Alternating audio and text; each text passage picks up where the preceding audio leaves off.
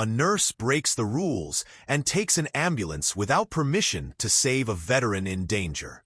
Her risky decision leads to a shocking rescue that moves everyone, and 24 hours later, her face appears on TV telling her heroic story. Before we dive into this exciting story, subscribe and turn on the bell so you don't miss stories like this. Let's get started. Night was falling over the city, and San Gabriel Hospital looked like a small lighthouse in the middle of a dark sea. Inside, the hallways carried that familiar smell of disinfectant and reheated coffee. The clock read 11:47 p.m. when Laura, a 34-year-old nurse with her hair tied back and a tired but steady gaze, finished adjusting the blanket of her last patient for the round. The night shift was a routine she had learned to endure. Fewer staff, less noise, but more loneliness. Laura had been working in the ER for 8 years. She had seen it all: traffic accidents, overdoses, unexpected births, even fights that ended with serious injuries. Still, she always found a way to stay calm. That night, however, something felt different. A slight tingle ran down her neck, as if fate was about to place her in the middle of a story she couldn't yet imagine. In the break room, she poured herself a lukewarm coffee and sat next to Sophia, a 22-year-old EMT trainee. "Quiet night?" Sophia asked, sipping her energy drink. "Too quiet," Laura replied with a half-smile. "And that's never a good sign." Through the window, the flashing lights of a parked ambulance lit up the parking lot. It was the backup unit, used only in extreme cases.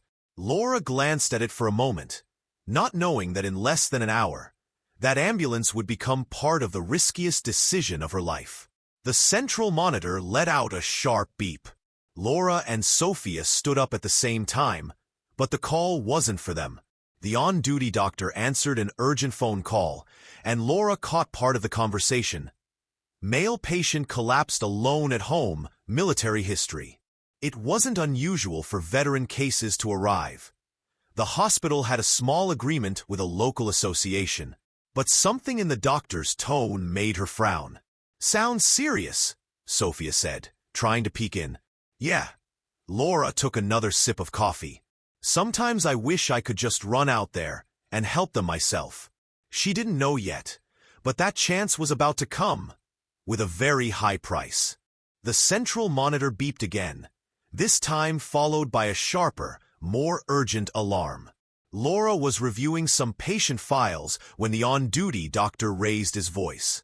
"Code 31 in Sector 4, he announced, holding the phone with a tense expression. Laura frowned. That code meant a critical patient outside the hospital who needed immediate assistance. Sophia, right beside her, tilted her head, trying to catch more details. The doctor was exchanging quick phrases with the emergency dispatch. "Yes, ma'am." 78 years old collapse, history of heart failure. He paused. "Lives alone confirmed, decorated war veteran." The moment Laura heard "lives alone" and collapse, a knot formed in her stomach. She quietly asked, "Are there any ambulances available?" The doctor shook his head while covering the receiver. "They're all busy. 2 at accident scenes, 1 on a pediatric transfer, and the last one covering a fire on the outskirts." Laura instinctively glanced toward the parking lot, where the backup ambulance sat still under the glow of a street lamp. "What about the backup?" Sophia asked, as if reading her mind.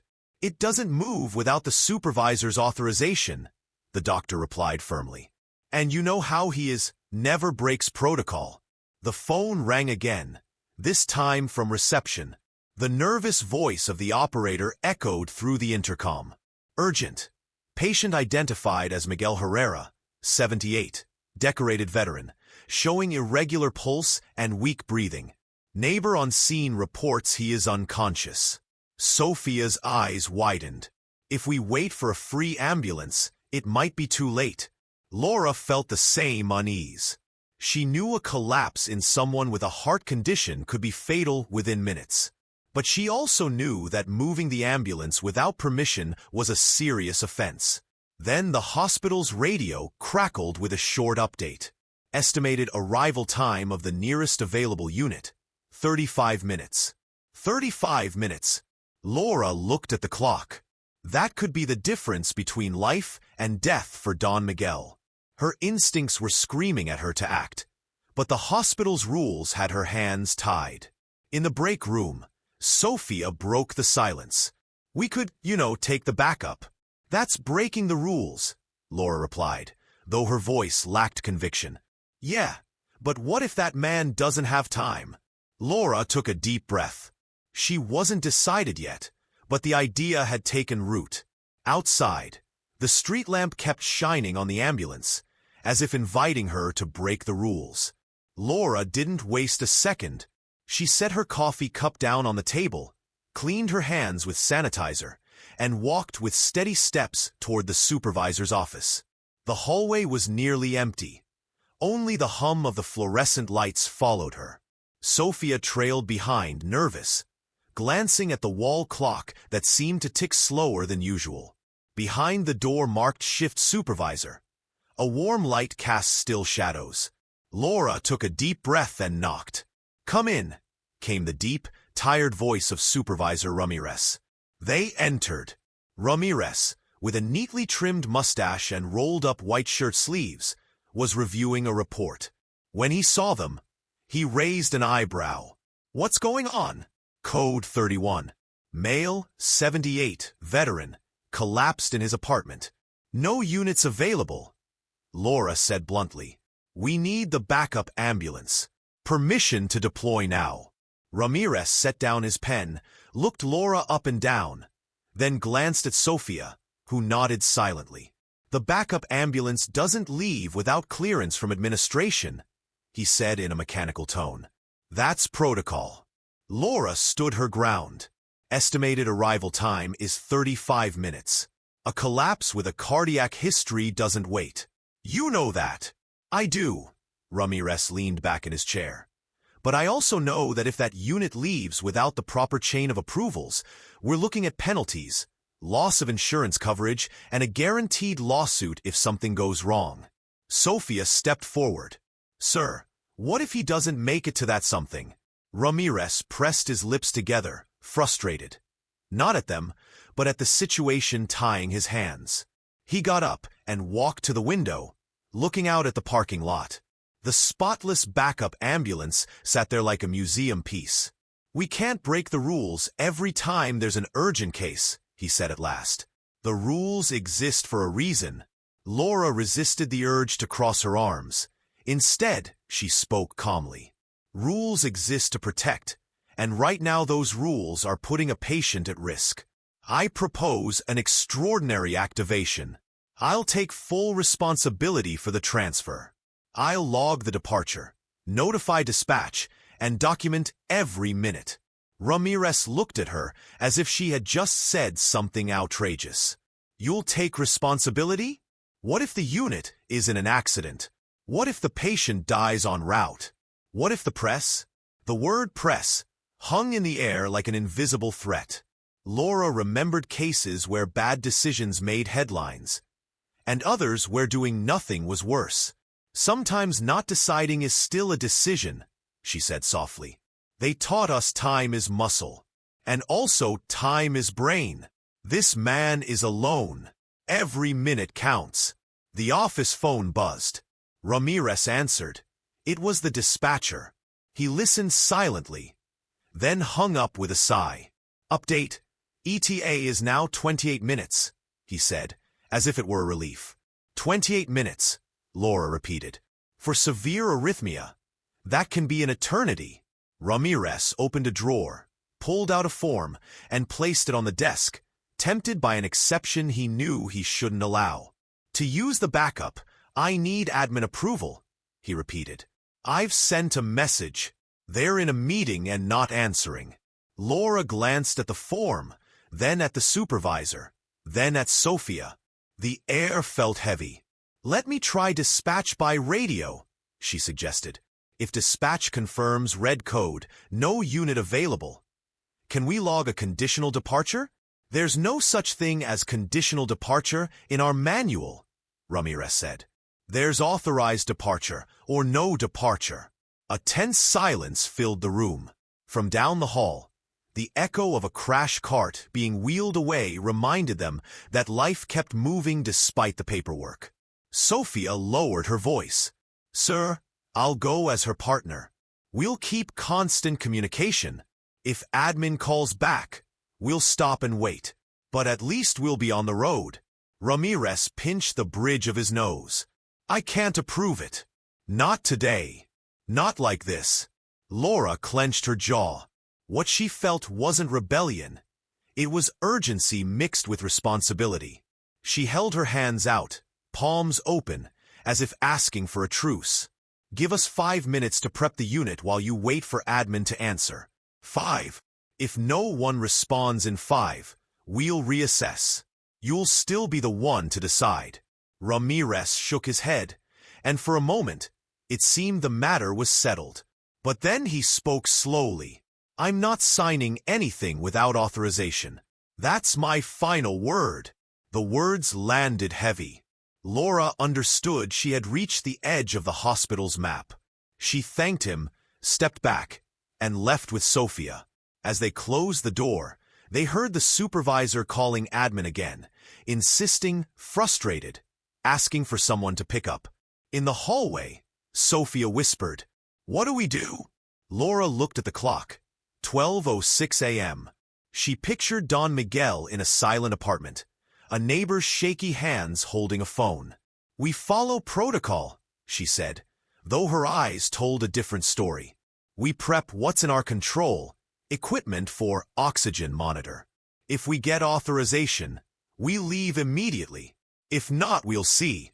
They went down to the supply area. Laura checked an advanced kit, cannulas, masks for fluids, portable monitor, manual defibrillator. Sophia tested the equipment batteries and pulled out fresh electrodes. Everything in order, everything ready, everything just in case. Just in case, Sophia echoed, swallowing hard. I hope that case comes. The radio operator's voice came over the intercom. Update from the scene. Patient alternating between consciousness and fainting. Neighbor reports blue lips. Laura closed the kit with a sharp click. The thought planted earlier now grew without permission. Doing nothing was a decision in itself. She looked out the window. The backup ambulance still sat there, silent, gleaming, as if waiting for an order that would never come. Time stretched, and the answer from admin never arrived. Ramirez, bound by his position, wouldn't give it. Laura knew that. And she also knew that if she crossed a certain line, there would be no turning back.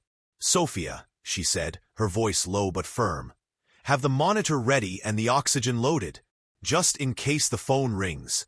Got it. Sophia hesitated. And if it doesn't? Laura didn't answer. She looked at the clock again. 28 minutes already felt like 20, and in her mind like centuries. Somewhere, Don Miguel was struggling to breathe.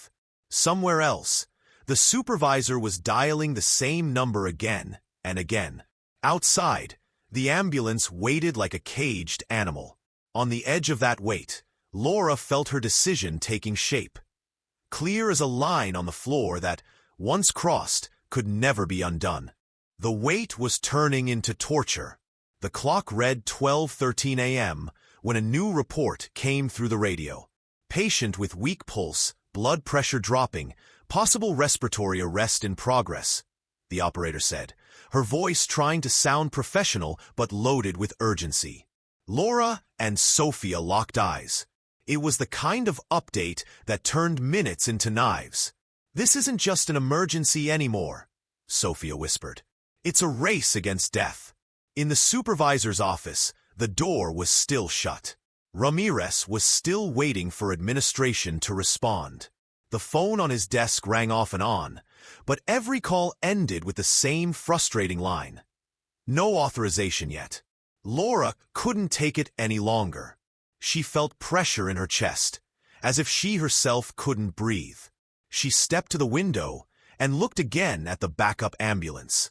The way the light reflected off its white body felt like a sign, like it was screaming at her. "Move me now." Sophia came closer, speaking quietly. "Laura, if you go, I'm going with you. You know what that means?" Laura asked, her eyes still fixed on the ambulance. "Yes, and I accept it." Laura glanced down the hallway. No one in sight. Taking advantage of the fact that Ramirez was still tied up on the phone, she walked calmly toward the metal cabinet where the keys were kept. It was locked, but she knew the trick. A little pressure and a quick twist of the inner mechanism. A skill learned during past shifts when the lock jammed. The metallic click sounded like a gunshot in the silence. "Are you really going to do this?" Sophia asked, eyes wide. "I'm not going to stand here and watch someone's life fade away because a paper isn't signed," Laura said, pulling out the ambulance keys. Just then, another update came over the radio. Neighbor reports patient has lost consciousness. Blue discoloration on lips and nails. Requests immediate instructions. Laura gripped the keys tighter. That was the point of no return. "We're out of time," she said flatly. She headed to the equipment area, grabbed the prepared medical kit, the portable monitor, and an oxygen backpack. Moving quickly but not running, to avoid drawing attention, she and Sophia stepped into the cold night air. The silence outside was so deep they could hear the click of the locks as they opened the ambulance. They swung open the back doors and loaded the gear. The smell of new vehicle mixed with disinfectant was almost comforting, but the tension in their bodies left no room for relief. "You've got 5 minutes to make sure everything's ready," Laura said. "I'm starting the engine, but no sirens yet." Sophia checked every compartment. Electrodes, bandages, cannulas, charged monitor. "Ready," she announced, her voice a blend of fear and determination. Laura turned the key. The engine purred to life, as if it too knew they were about to break the rules. The low rumble filled the empty parking lot. Just then, they heard a door slam inside the building. Ramirez had left his office, probably looking for them. Laura met Sophia's eyes, and in that moment, they said everything without speaking. "Get in," Laura ordered. Sophia shut the back door and hurried to the passenger seat. Laura shifted into first gear, rolling slowly toward the exit, making it look like routine. They hadn't crossed the gate yet, but they were on their way. "Laura," Sophia said tensely, "if this works, we save him. If it doesn't, at least we tried," Laura replied, gripping the wheel. "And if we save him, they can take my uniform if they want." The gate was just a few meters ahead. Laura knew that once they crossed it, there would be no turning back. The decision was made. Inside, there was no room left for doubt. Laura looked at Sophia, already standing by the passenger door, and knew there was no room for half measures. "Sophia, are you coming with me?" she asked, not as an improvised partner this time, but as someone inviting her into a decision that would bind them together for whatever came next. "Of course," Sophia replied without hesitation, though her hands trembled slightly. "If we're going to do this, we do it right." Laura nodded and handed her a small notebook. "You're in charge of recording the exact time of everything. Departure, arrival, interventions, anything we can use as backup later." "Got it." Sophia opened the notebook, pen already in hand. The ambulance engine hummed beneath them, ready to move. Laura gripped the wheel and looked toward the parking lot exit.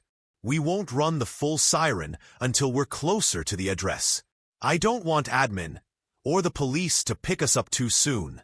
Just the front flashers and the low-frequency buzzer." Sophia set the radio on her lap and opened a Maps app on her phone. "2 possible routes," she said, sliding her finger across the screen.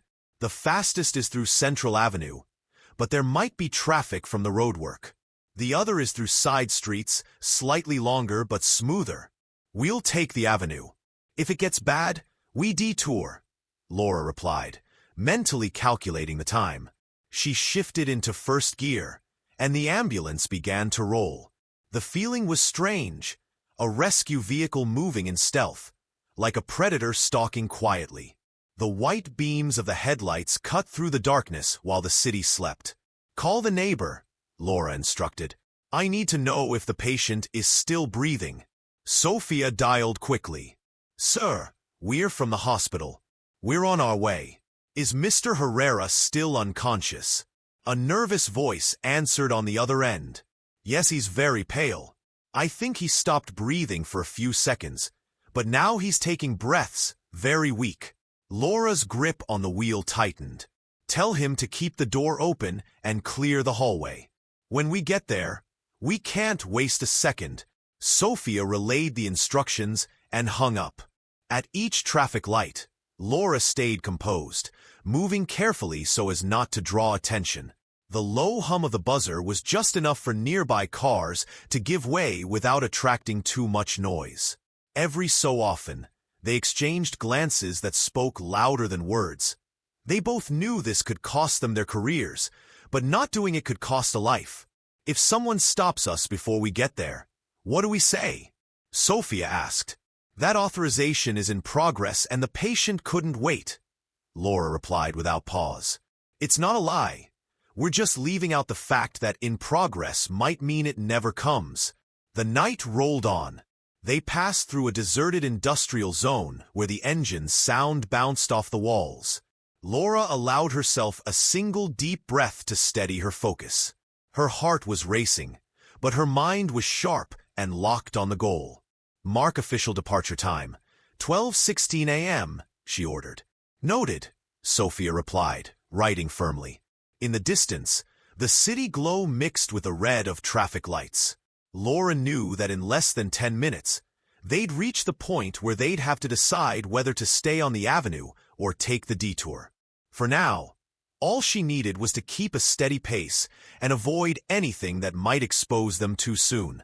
The hospital radio crackled. "San Gabriel Hospital to backup unit. Please confirm your position." Laura and Sophia exchanged a glance. "Don't answer," Laura said.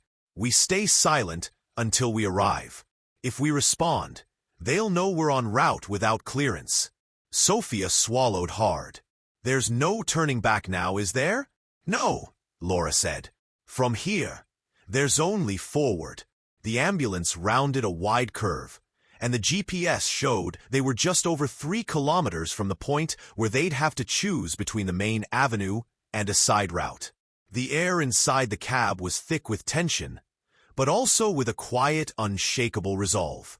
The ambulance moved with a steady hum along Central Avenue. The plan seemed to be working. Few cars at this hour and a relatively smooth flow of traffic. But 6 minutes after leaving, the orange glow of flashing lights up ahead made them both tense. "I don't like that," Laura said, easing off the accelerator. As they got closer, they found a line of cones and reflective barriers. 2 road workers were laying fresh asphalt, and a large truck completely blocked the right lane. A sign in bold letters read, "Detour, road closed for works." "You've got to be kidding me." Sophia gripped her phone. This construction wasn't on the map. Laura slowed and rolled down her window. One of the workers approached. "Good evening, ma'am. The avenue's closed. You'll have to take the west side road." "We're an emergency unit," Laura replied, showing her uniform. "This is a critical medical case." The man looked at the ambulance, then at his co-worker, and shook his head. "No way through. The asphalt's just been laid. You'll sink the tires if you try." Laura tightened her grip on the wheel. "Sophia, find me an alternate route. Now." "Got it. There's a side street 2 blocks away. But it's narrower and full of speed bumps. We'll lose time." "Time's the one thing we don't have," Laura shot back. "Rotate the map. See if we can reconnect with the avenue further ahead." While they spoke, Sophia's phone buzzed. The neighbor was calling again.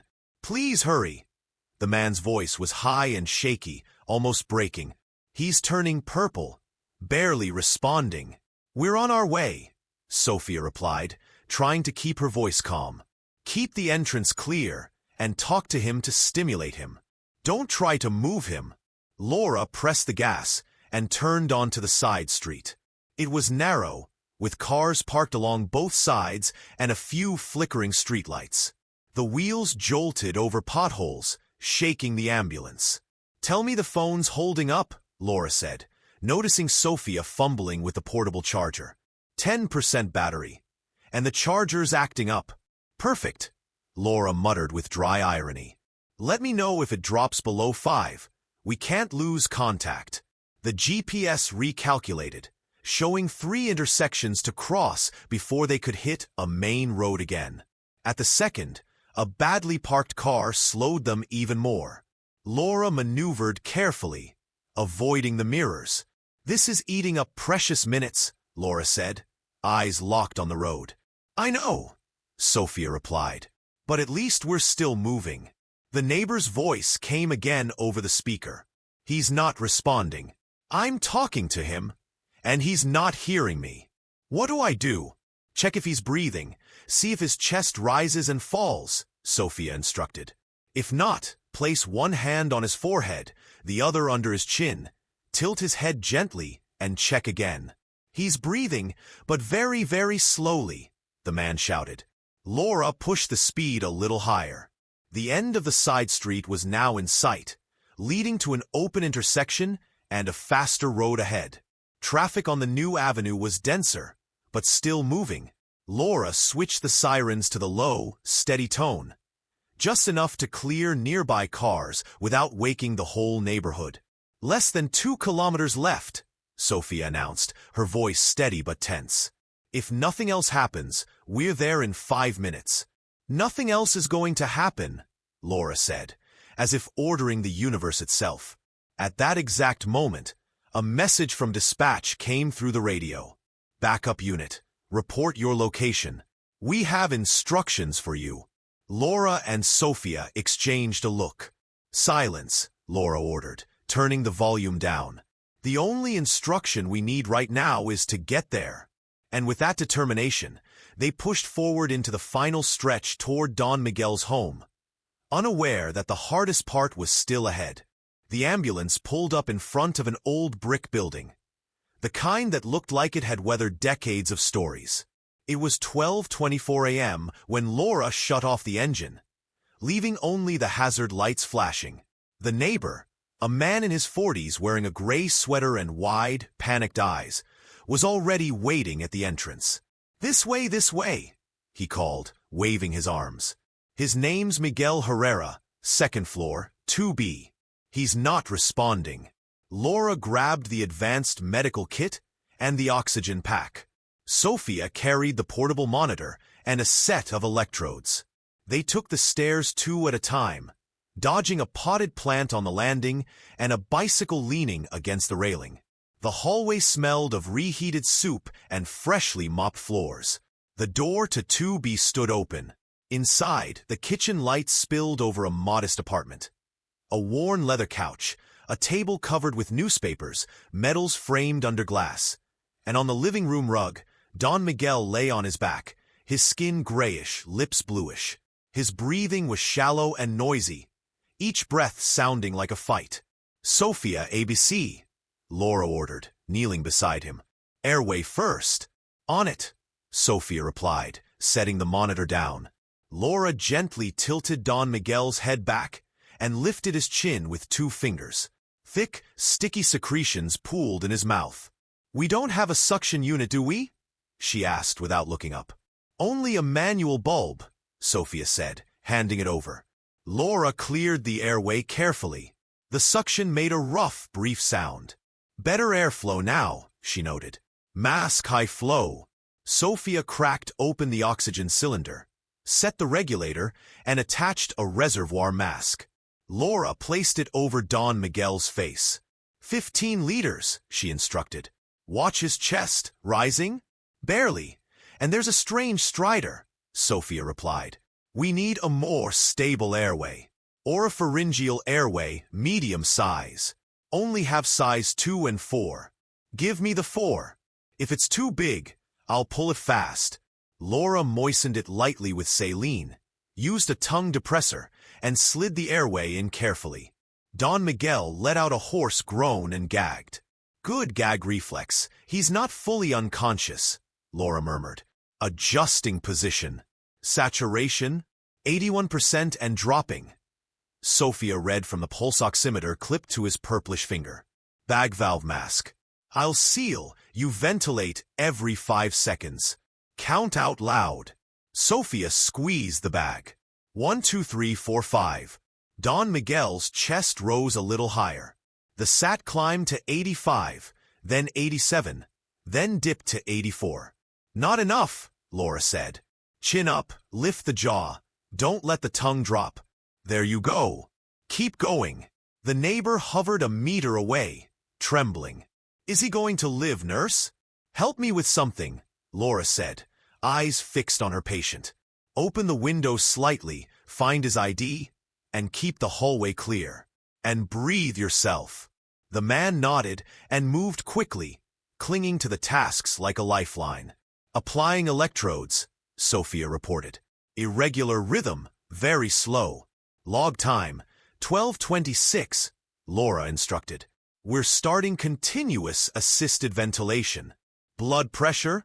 Barely got a reading, 70/40, maybe lower. Okay, I'll try to get a line if I can. But don't lose the airway. Give 2 deeper, slower breaths. Don Miguel's eyelids cracked open a fraction. His right hand trembled, as if reaching for something. Laura took it gently. Mr. Miguel, I'm Laura, a nurse.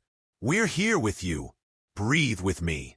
His eyelids fluttered, then shut again. Laura checked the airway. It was in place, but his tongue and soft tissues kept collapsing. We'll improvise a support, she said, rolling a large gauze, tucking it under the jaw to keep it open. I'll hold it, Sophia offered. Hold, but don't block, Laura said. Good. Ventilate. Sats climbed to 89, then 90, but the rhythm stayed slow. He needs transport now, Laura decided. Once we stabilize a bit more, we move. Prep the spine board and chest strap. Sophia sprang into action, setting the board beside the couch. Ready? 1 attempt before we move, Laura said, palpating the back of Don Miguel's hand. Veins collapsed, trying forearm. Light, please. The neighbor shone his phone flashlight. Thanks, Laura said. Tourniquet. Okay, gentle stick we're in. A faint flash of blood appeared. Lines in. Securing catheter. Starting fluids. Sophia, keep ventilating. Don't stop. 1, 2, 3, 4, 5. The monitor beeped sharply. Heart rate slower, Sophia reported. 40 BPM. Don't like that, Laura muttered. If it drops more, I'll ready the defib for pacing. But first, we get him out with oxygen and ventilation. The couch creaked as they slid Don Miguel onto the board. Laura counted like a metronome. On 3, move as 1. 1, 2, 3. Good. Chest strap on. Mask secure. Airway in place. Ventilate. 1, 2, 3, 4, 5. The neighbor returned with a folder and a medal. Here's his ID. And a medal. Laura glanced at the gold medal on a blue ribbon, then at the framed photo. A young man in uniform, eyes steady. Thank you, she said, handing back the ID.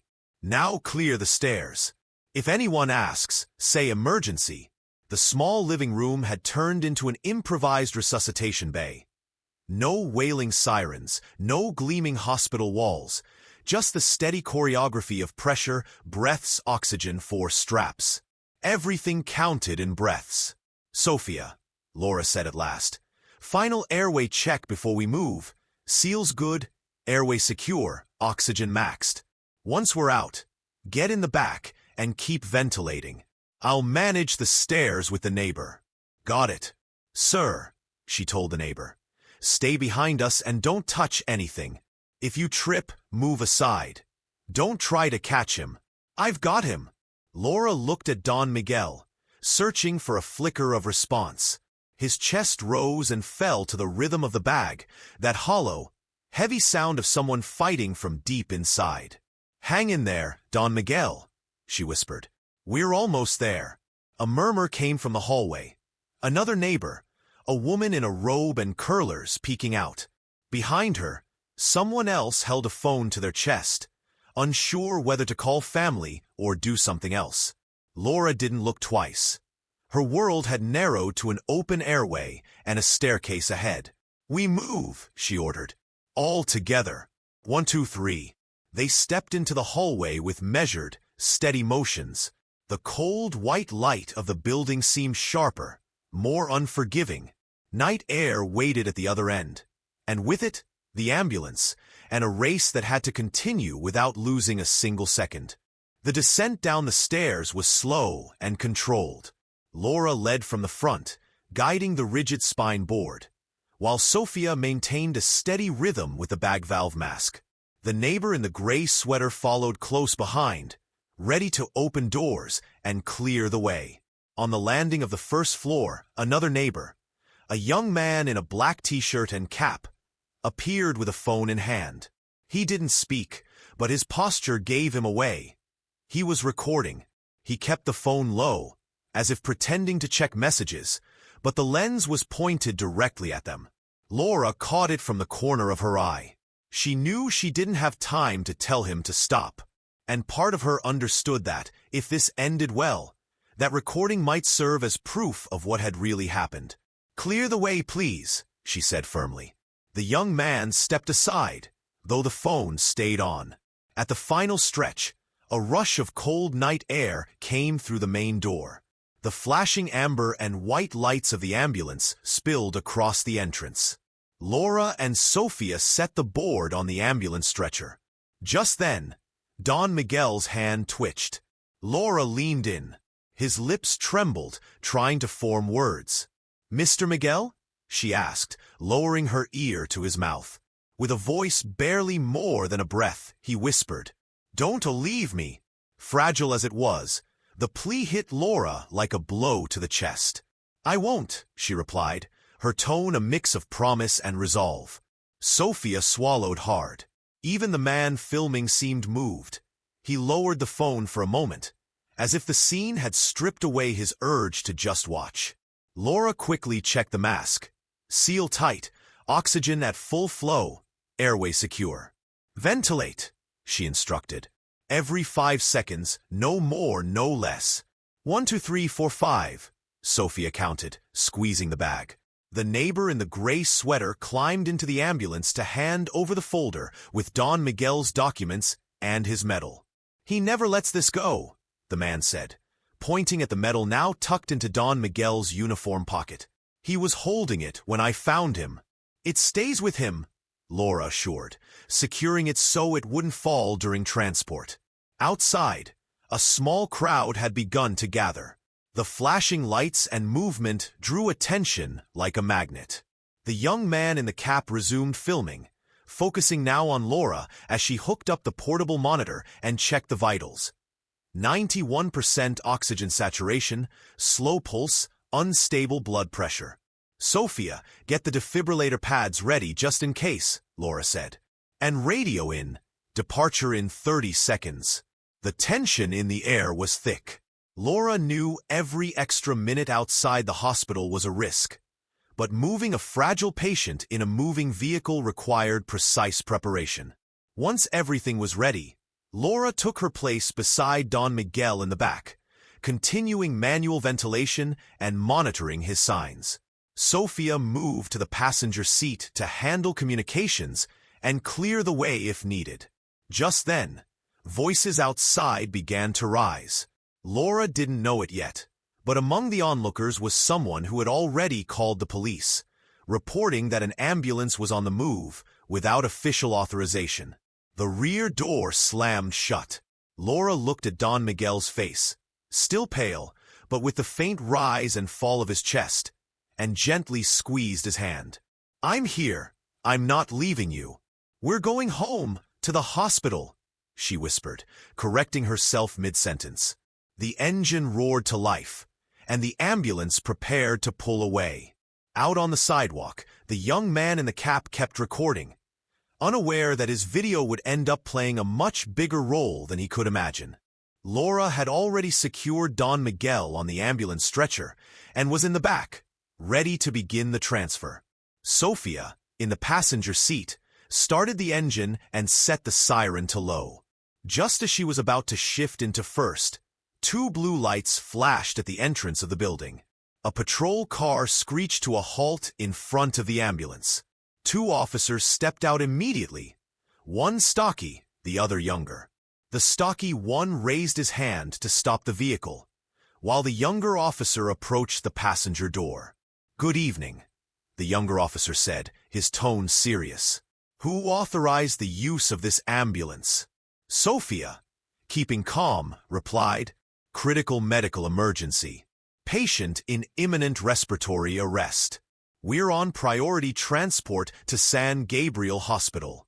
"That doesn't answer my question," the officer shot back. "According to dispatch, this unit wasn't listed as active." From the back, Laura, still ventilating Don Miguel, cut in. "Officer, we don't have time for paperwork. This man needs to get to the hospital now." The stocky officer peeked inside the rear doors, taking in the scene. Laura in gloves, mask on the patient, airway secured, monitor showing unstable vitals. "I'm not questioning your work, ma'am, but there are protocols." "And I'm questioning the clock," Laura interrupted, not raising her voice, but with a firmness that made him pause. "He's at 89% oxygen saturation. BP 70/40, bradycardic. Every minute here is a coin toss with his life." Sophia seized the moment. The backup unit was inactive. All other ambulances were tied up. If we hadn't left, he'd already be dead. The younger officer pressed the radio on his shoulder, murmuring a quick exchange with dispatch. Meanwhile, Laura kept working. 1, 2, 3, 4, 5. She counted between breaths from the bag valve mask.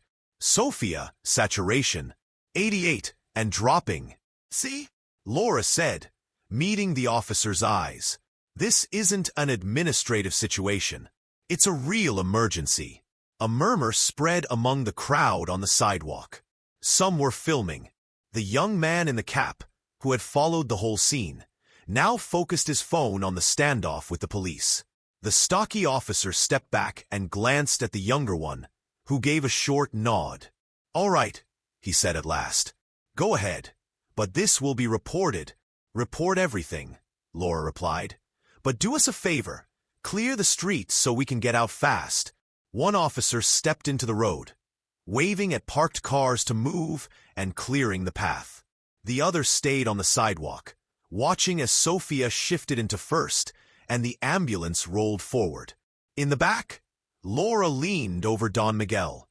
His skin was cold, and his breathing, though assisted, was still shallow. "Come on, Don Miguel, it's not your time yet. Breathe with me," she whispered. The roar of the accelerating ambulance blended with the full wail of the siren.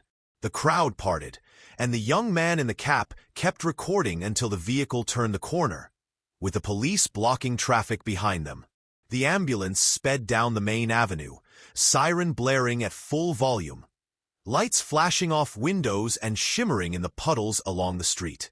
In the back, Laura knelt beside the stretcher, one hand holding the oxygen mask firmly in place, the other squeezing the ventilation bag with the steady rhythm that was already etched into her mind. 1, 2, 3, 4, 5. The monitor gave off uneven beeps. Oxygen saturation held at 88%. Blood pressure was still low, and the pulse remained slow. The motion of the ambulance made every maneuver a challenge. Sometimes the mask shifted, and Laura had to readjust it instantly to keep a proper seal. From the front seat, Sophia called out every few seconds. "Clear stretch, right turn ahead, big bump, careful." Over the radio, dispatch reported that the ER was ready for arrival, but said nothing about authorizing the ambulance's use. As she ventilated, Laura felt her mind split in two. One half locked entirely on Don Miguel's vitals, the other drifting back to her first day as a nurse. An overnight shift when an elderly patient had once taken her hand and said, "Don't leave us alone." The words had stayed with her, and now, years later, she was here, keeping that promise without hesitation. She looked at Don Miguel. His skin was still pale and cool, but the color in his lips had improved slightly. "Come on, keep fighting," she murmured. "Don't give up yet." Every few minutes, she checked the airway and oxygen flow, adjusting the ventilation pressure whenever she felt resistance. Sweat gathered on her forehead, not from heat, but from the tension. She knew a sudden drop in oxygen could be the start of the end. "Sophia, tell me when we're 2 minutes out," she said. "Got it," the young woman replied, eyes still on the road. In the brief silence that followed, Laura thought about what might happen afterward. She knew Ramirez wouldn't let this go, and there would probably be serious consequences. But as she watched Don Miguel's chest rise and fall under her hands, that worry faded. The only thing that mattered was giving him a chance. The monitor sped up for a few seconds, then returned to its irregular pattern. Laura adjusted the airway again. "Don't do this to me, Miguel. Hold on a little longer," she whispered. Sophia glanced over her shoulder. 2 minutes. "Road's clear." Laura nodded, checking the 4-line. The fluids were running, though slowly. She gave a quick manual compression to improve the flow, then returned to ventilation. 1, 2, 3, 4, 5. The ambulance made the last turn before the hospital. The building loomed ahead, brightly lit against the night. Laura felt a wave of relief.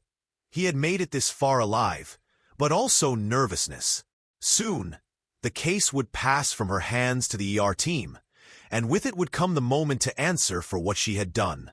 "Be ready to clear the way at the ER entrance," Laura said.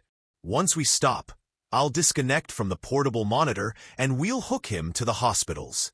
Don Miguel's eyes fluttered open for a second. His gaze was unfocused, but his hand moved faintly. Laura leaned in to ensure the mask stayed in place. "Easy, we're here now," she told him, unsure if he could hear. The hospital building grew larger in front of them.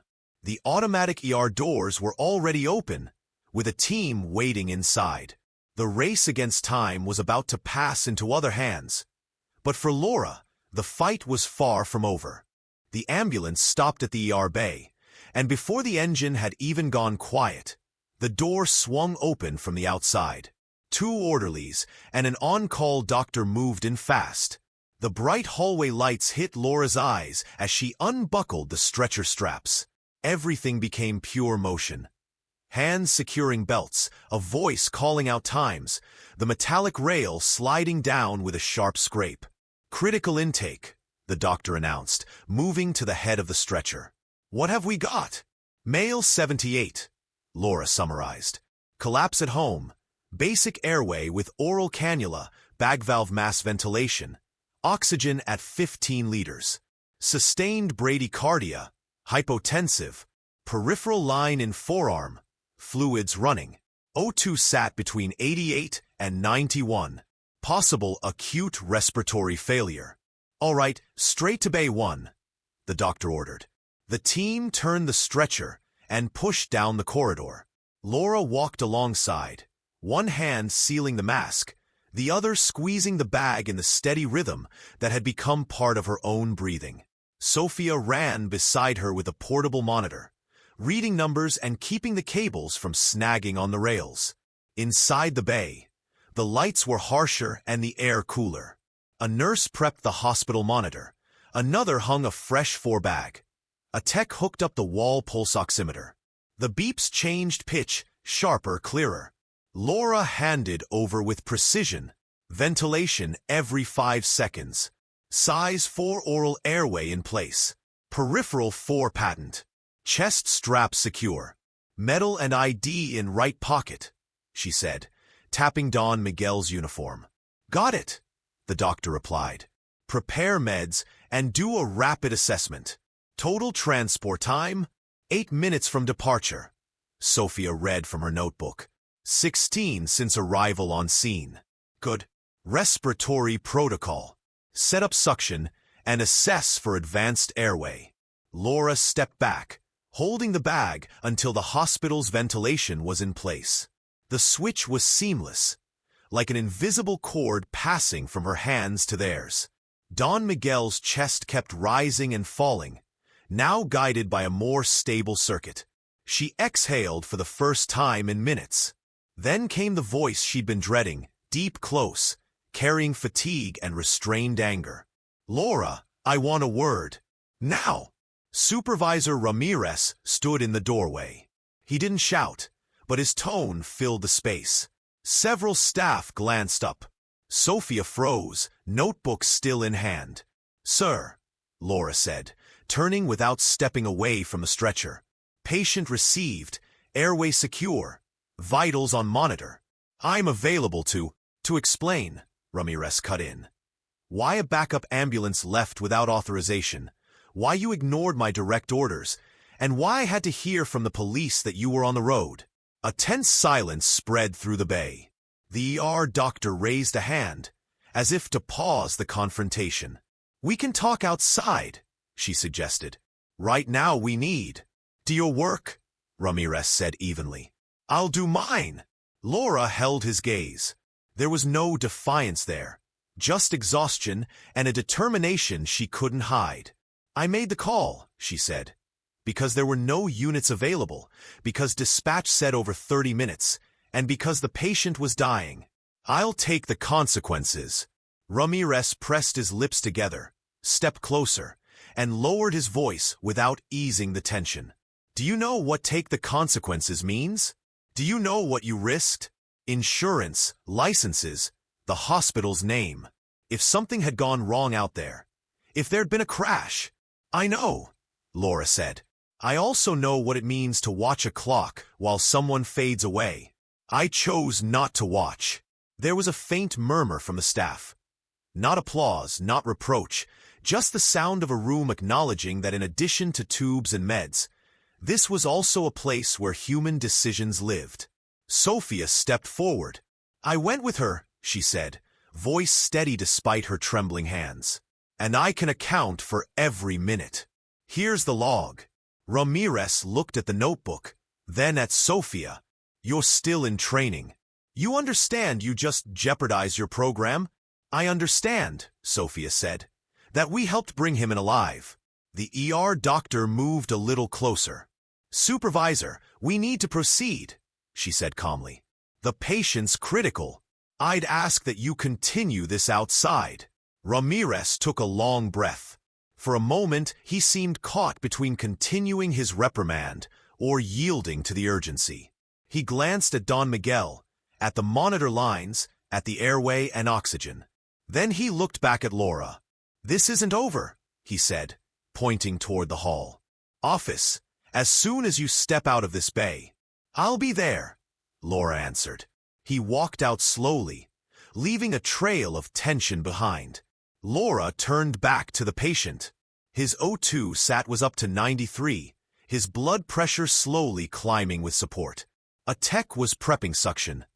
Another nurse had the crash cart ready. The doctor patted the edge of the stretcher. "Thanks for the transport," she said without ceremony. "We'll take it from here." "I'm available if you need anything," Laura replied. She stepped back, suddenly feeling the weight in her shoulders. The rhythmic beep of the monitor sank under her skin like a metronome. In her mind, Don Miguel's earlier words flickered like a live ember. "Don't leave me." She hadn't. But now came a different battle. One fought not with airways and masks, but with reports, regulations, and judging eyes. Sophia came up beside her, speaking softly. "You okay?" "I am," Laura said. "And so is he for now." That's worth everything. Through the bay's glass, the hallway was full of cold lights and hurried shadows. Somewhere nearby, a phone buzzed. Maybe admin, maybe the press, maybe nothing. Laura took a breath, stripped off her gloves, and tossed them into the red bin with a sharp snap. She washed her hands as if trying to rinse away not blood or sweat, but the noise pounding in her temples. When she stepped into the hall, Ramirez was waiting a few meters away, folder in hand. It wouldn't be an easy conversation, but the door behind her stayed open, and inside, A man was still breathing. ChatGPT Daijo. The hallway clock read 3:07 a.m. when Laura stepped out of the supervisor's office. There had been no shouting, no papers slammed on the desk, but the words had weighed more than any argument. "We'll proceed with an internal investigation," had been Ramirez's parting line before letting her go. She walked toward the break room, though she knew she wouldn't be able to sit long. Through the corridor window, she caught sight of the bay where they'd left Don Miguel. The door was ajar, the monitor inside now showing a steadier rhythm. An endotracheal tube had replaced her improvised airway. The ventilation was mechanical now. On a side table lay an open chart, and in the corner, the medal they'd pulled from his pocket. The on-call doctor stepped out for a sip of water. Spotting Laura, she offered a tired smile. "He's still with us," she said. "We intubated, stabilized his blood pressure, and started medication support. He's got a chance, though recovery will be delicate." "Thank you," Laura replied, and in that moment she knew that, no matter what came next, the risk had been worth it. But the hospital had already started to buzz.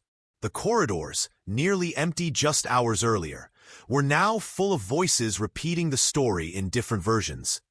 She took the ambulance without permission. It was heroic. It could cost her her job. She saved a war veteran. Each phrase carried its own unspoken judgment.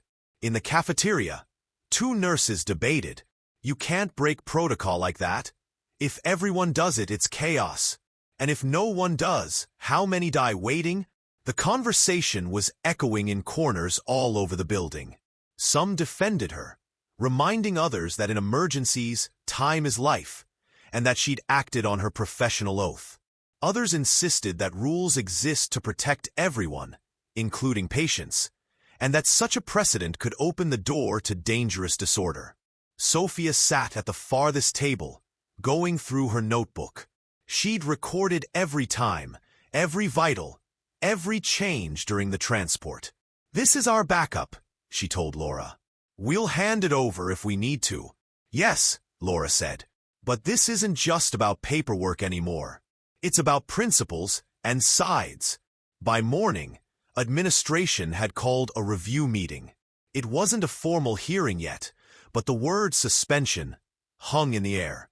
The internal committee requested dispatch logs, police communication records, and the ambulance's GPS data. They also wanted statements from everyone involved, from Ramirez to the neighbor who'd called for help. On the meeting room whiteboard, a timeline was split into 3 sections: emergency call, unauthorized activation, hospital arrival. Every minute was being examined like evidence in a court case. Meanwhile, in intensive care, Don Miguel lay sedated, connected to monitors drawing steady lines. The medical team said his condition had improved thanks to rapid initial intervention and swift transport. Not everyone said it out loud, but more than one person knew that without Laura's decision, the outcome would have been very different. By noon, an internal email began circulating. Open debate: protocols versus field decisions.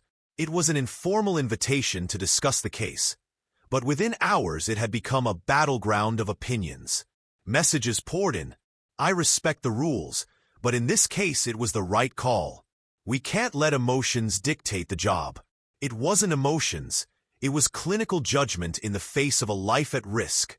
Laura could see the polarization deepening. Some colleagues greeted her with a hand on the shoulder. Others avoided her eyes. Sophia stayed close, solid, as if they were part of the same team regardless of hierarchy. Before heading home to try and rest, Laura stopped by the ICU again. She knocked, and the nurse on duty waved her in. Don Miguel was still connected to the machines, but his pallor had eased. His hand rested calmly on the blanket, the medal beside it. "The committee will hear you," the nurse whispered. "But in here, we all know why he's alive." Laura nodded in silence. Outside, the debate was still growing, and she knew the real weight of her decision had yet to come down. It had been exactly 24 hours since that early morning.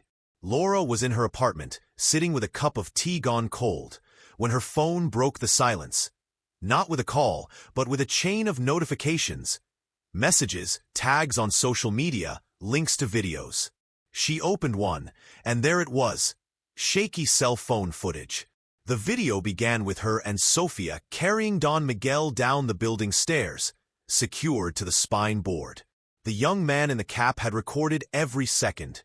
The oxygen mask in place, the ventilation bag inflating, her calm voice saying, "I won't after hearing the faint. Don't leave me." The clip already had thousands of views and dozens of comments. What stunned her most was seeing it on local TV. The news anchor introduced it as the act of a nurse who broke the rules to save a war veteran. His tone was solemn. Sometimes, humanity outweighs regulations.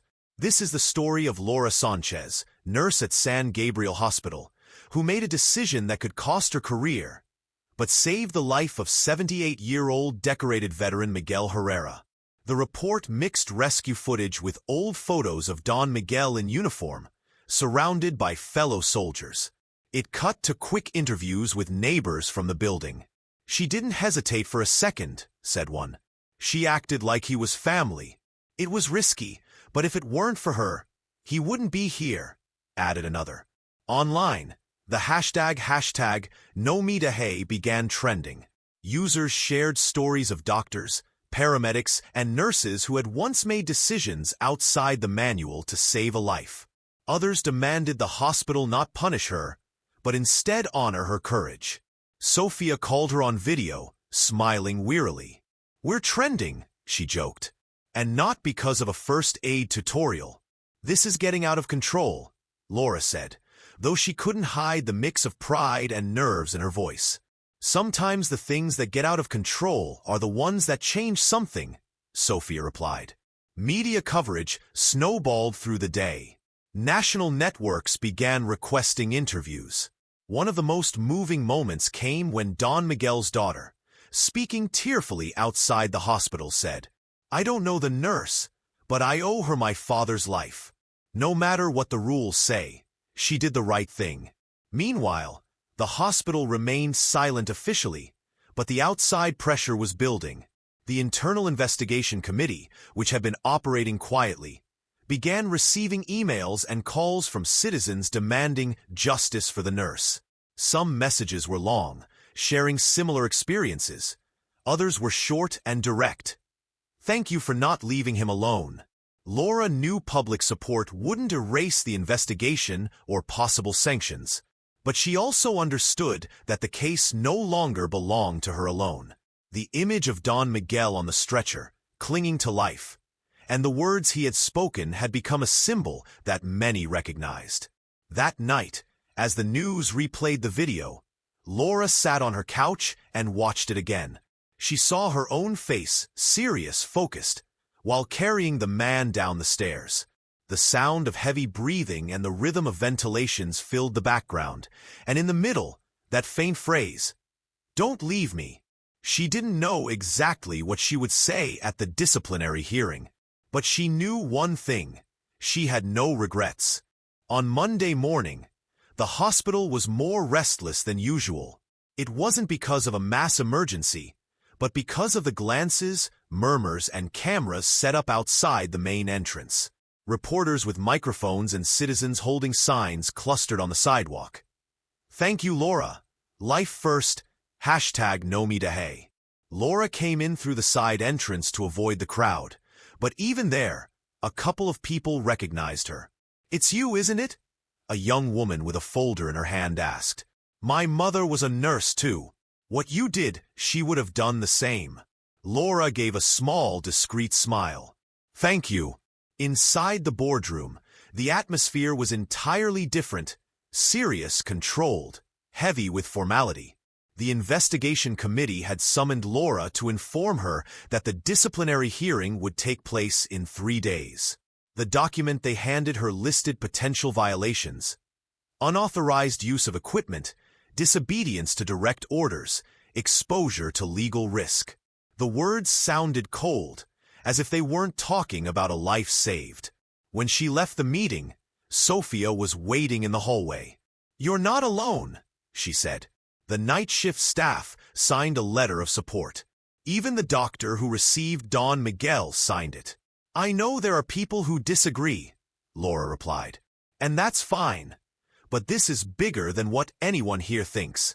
That afternoon, Don Miguel's family held a small press conference in front of the hospital. His daughter, flanked by 2 teenage grandchildren, stepped up to the microphone.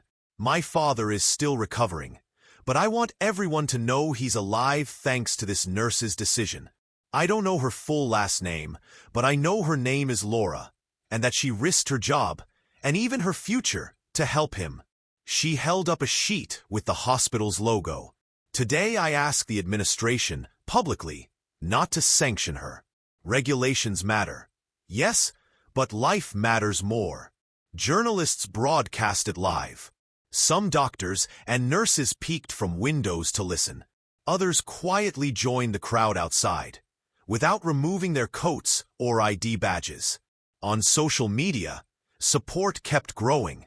Neighbors from Don Miguel's building shared stories of the rescue, describing Laura's composure, the speed with which she acted, and the way she held the veteran's hand. Every story strengthened the public's image of her. But inside the hospital, tension was mounting. A small group of administrators insisted that, regardless of the outcome, there had to be a sanction to avoid setting dangerous precedents. Others, those closer to the clinical side, argued that punishing her would send the wrong message to frontline workers. That night, Laura went over every step of the intervention, mentally preparing for the hearing. It wasn't about making excuses, but about explaining why she made the choice she did. She knew she couldn't change the fact she'd broken protocol, but she could make clear that she had acted based on her training, clinical evidence, and commitment to preserving life. Before going to sleep, she received a voice message from an unknown number. It was Don Miguel. His voice was weak but clear. "Thank you for not leaving me." Laura closed her eyes. That was the heart of it all. Beyond the committees, the cameras, and the paperwork, what remained was the connection between 2 people at a critical moment. One who needed help, and another who chose to give it, without conditions. On the morning of the disciplinary hearing, the sky was overcast and a fine drizzle soaked the city. Laura arrived at the hospital early, dressed in formal clothes, no uniform. She walked the hallway in silence, feeling each step echo louder than usual. In her folder were Sophia's records, medical reports, and a handwritten page with the points she wanted to make. In the room, a long table separated the committee from those present. There were 5 members, 2 from administration, the hospital's lawyer, a chief physician, and a nursing supervisor. Ramirez sat to one side, his expression serious. In front of them, a single chair, Laura's. The committee chair opened in a firm tone. "Nurse Laura Sanchez, we are here to review your involvement in the unauthorized use of the reserve unit on," she read the date, "and to determine if your actions constitute a serious infraction." Laura listened quietly as they went over the file. Communications with dispatch, lack of authorization, contact with police, and the media attention. Then they gave her the floor. She stood, took a deep breath, and began. "I'm not going to deny what I did. I took the reserve ambulance without authorization because the patient, Miguel Herrera, was at risk of dying. We were looking at a 30-minute wait for an available unit. With his cardiac and respiratory history, 30 minutes was too long. My decision was clinical, not impulsive. I knew what I could lose, but I also knew what he could gain, a chance to live." She held up Sophia's notebook. "Every minute is recorded. There was no negligence, no reckless improvisation. It was an action based on emergency care protocols, even if it was outside administrative protocol." One of the administrators spoke up. "Do you understand that if anything had gone wrong, the hospital would have been legally liable?" "Yes," she replied. "And I also understand that if I hadn't acted, I would have been responsible for a preventable death." The nursing supervisor watched her in silence for a moment before asking, "Would you do it again?" Laura didn't hesitate. If the circumstances were the same, yes. The hospital lawyer asked about the media coverage. Laura clarified that she hadn't sought publicity, that the video was recorded by a neighbor without her consent, but acknowledged that the phrase "don't leave me" had struck a chord and sparked public support. Finally, the chair closed the questioning, and the panel deliberated behind closed doors. Laura waited alone in the hallway, watching raindrops slide down the window. She thought of Don Miguel, of the medal she knew he still kept close, of Sophia, of the trembling voice that had thanked her in a message. She also thought about what regulations are. A structure meant to support, but one that can imprison if you don't know when to open it. After almost 40 minutes, they called her back. The chair read the decision. The committee recognizes a violation of administrative protocol, and, for that, a formal reprimand will be entered into your record. However, considering the patient's clinical condition, the lack of available units, and the positive outcome, there will be no suspension or financial penalty. Laura nodded, feeling the tightness in her chest ease. It wasn't complete absolution, but it wasn't a sentence that would strip away her vocation. Outside, Sophia was waiting. "Well?" she asked. "I can keep working," Laura said, and for the first time in days, she smiled with some peace.